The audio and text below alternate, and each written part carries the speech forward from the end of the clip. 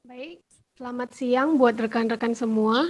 Kembali lagi bersama saya, Yusma Miselia Samosir, di podcast kelompok 3. Pada saat ini kami akan membahas tentang sistem merit. Sudah bersama dengan saya, narasumber yang akan bersama kita selama beberapa menit ke depan. Silakan Mas, perkenalkan dirinya. Ya, makasih Mbak Yusma. Perkenalkan nama saya Muhammad Arif Firmansyah dari kelompok 3. Siap, kita langsung saja ya Mas. Ya, Sistem merit itu apa sih Mas? Jujur saya baru pertama kali dengar tentang sistem merit ini. sistem merit itu pada dasarnya adalah konsepsi dalam manajemen SDM yang menggambarkan diterapkannya objektivitas dalam keseluruhan semua proses dalam pengelolaan ASN, yakni pada pertimbangan, kemampuan, dan prestasi individu untuk melaksanakan pekerjaannya. Oh, secara objektivitas berarti berdasarkan fakta ya Mas, tidak dipengaruhi oleh perasaan pribadi. Ya, betul, betul itu. Jadi berdasarkan kualifikasi, kompetensi, dan kinerja secara adil dan wajar, tanpa membedakan latar belakang politik, ras, warna kulit, agama, asal-usul, jenis kelamin, status pernikahan, umur, ataupun kondisi kecatatan. Oh, begitu ya Mas. Kalau pertimbangan kemampuan dan prestasi individu itu dilakukan oleh organisasi ya Mas? Ya, betul itu tuh. Dilakukan oleh organisasi. Jadi, organisasi dapat mengarahkan SDM-nya untuk mendapat mempertanggungjawabkan keberadaannya, dan juga organisasi dapat menggunakan SDM-nya secara efektif dan efisien. Dengan sistem ini diharapkan orang yang tepat dapat bekerja pada posisi yang tepat. Dengan demikian, tata kelola pemerintahan negara menjadi lebih efektif dan kualitas pelayanan publik dapat terjaga karena dilaksanakan oleh aparatur yang memiliki keahlian yang sesuai di bidangnya. Berarti bagi pegawainya sendiri bagus dong Mas untuk jenjang karirnya. Karena kalau seandainya kualitas kerja kita bagus dan hasilnya juga bagus, ini akan menguntungkan sekali. Dan nggak ada nepotisme ya Mas. Ya, ya, benar, benar sekali, Mbak Yusma. Jadi pegawai menjadi terpacu tuh untuk bekerja dengan kualitas terbaik bagi kelangsungan karirnya.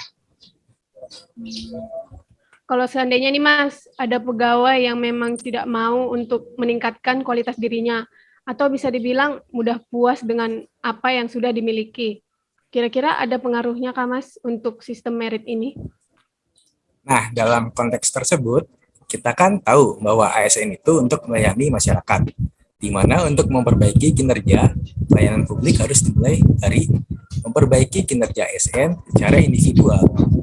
Manajemen yang baik bagi ASN adalah kunci untuk memulai perubahan ke arah yang lebih baik dan diharapkan mampu menciptakan suatu tata kelola pemerintahan yang baik pula.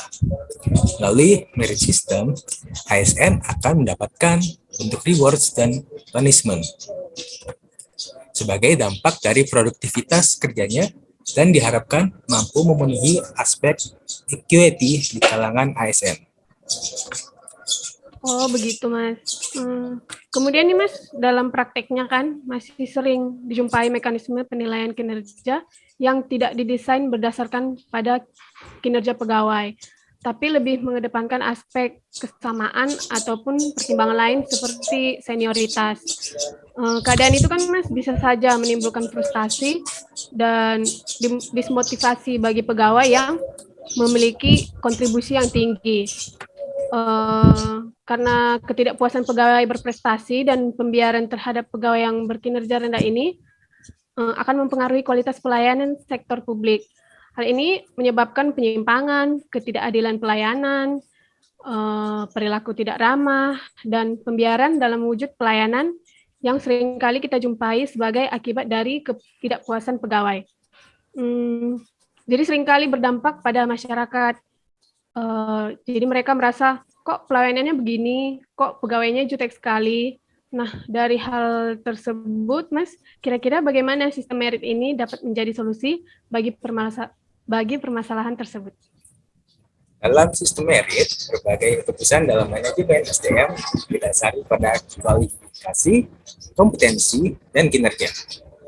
Dalam sistem merit, penggajian, promosi, mutasi, pengembangan kompetensi, dan lain-lain, keputusan juga didasarkan sepenuhnya pada penilaian kinerja, uji kompetensi, dan juga pertimbangan kualifikasi, dan tidak berdasarkan pada kedekatan dan rasa kasihan. Jadi, seperti yang Isma sebutkan tadi, tentang senioritas tentu saja tidak akan berpengaruh dalam manajemen ASN.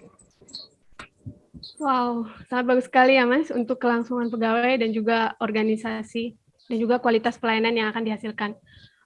Baiklah Mas, saya rasa saya sudah lebih mengerti tentang sistem merit pada manajemen ASN. Sekian pertanyaan dari saya Mas, dan juga kita akan menutup podcast kali ini. Saya mempersilahkan untuk menyampaikan kesimpulan terakhir dari Mas Arief untuk menutup podcast ini tentang sistem merit. Silakan Mas.